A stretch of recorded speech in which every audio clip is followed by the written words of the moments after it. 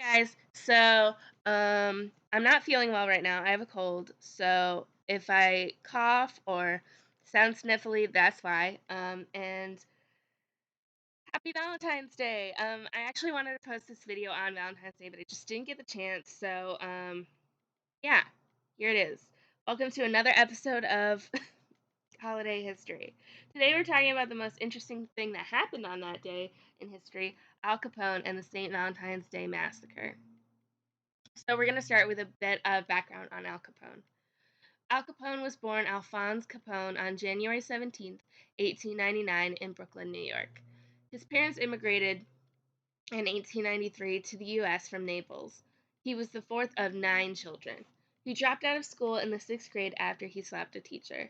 And after that, he worked a series of odd jobs and joined 2 gangs, which were really more like bands of delinquent children known for vandalism and petty crime, which was pretty common for the time period. He was involved in several seriously violent incidents before the age of 21, which included an incident where Capone had made a vulgar comment about a young man, Frank Galluccio's sister, and as a result, Galluccio slashed Capone across the face, and it caused a scar, which led to the nickname Scarface. Frankie Yale, a mobster that Capone was associated with, sent Capone and his family to Chicago to work for Johnny Torrio after Capone brutally assaulted a low-level member of a rival gang and left him for dead. And the rival gang vowed to get revenge. As Prohibition began, new bootlegging operations opened up and they amassed immense wealth. In 1924, Torrio and Capone enlisted some associates to murder the gang leader Dion O'Banion. In 1925, O'Banion's associates, Jaime Weiss and George Bugs Moran, were unsuccessful in their attempt at a revenge killing of Torrio. Torrio retired to Italy after a stint in prison and left gang operations to Capone. Capone's estimated wealth in 1927 was actually close to $100 million. Okay, now we're going to get into the actual massacre. This gang violence came to a head on Valentine's Day in 1929. One of Capone's longtime enemies, which we already discussed, George Bugs Moran, ran his bootlegging operations out of a garage at 2122 North Clark Street. 7 members of Moran's operation were gunned down by 70 rounds of ammunition while standing lined up and facing the wall of the garage. When the police arrived, they found one gang member barely alive.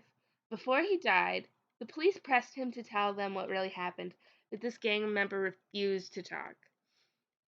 The victims of the massacre are Adam Heyer, Frank Gusenberg, Peter Gusenberg, John May, Al Weinshank, James Clark, and Dr. Reinhard H. Schwimmer. The police concluded that the killers had dressed up as police officers and had entered the garage under the pretense that they were arresting the men, and they learned this through a few eyewitnesses. I read this somewhere during research, but I couldn't remember the exact source. But Moran had actually been a little late to the meetup and actually arrived after the massacre and would have been killed otherwise, and was likely the actual main target of this killing. Capone, during this visit, was in his Florida home. So he didn't actually physically kill Moran's men, but most people do believe he ordered it. But because no one was actually arrested or brought to trial for the murders, this remains one of the biggest unsolved crimes in American history. After the massacre, Capone had been dubbed by the press as Public Enemy Number One and became the most notorious gangster in the U.S., even today. In March 1929, after Capone failed to appear for a federal grand jury after being subpoenaed, the feds began investigating. Federal agents arrested him for contempt of court, and he finally did appear and testify. He posted bond and was released.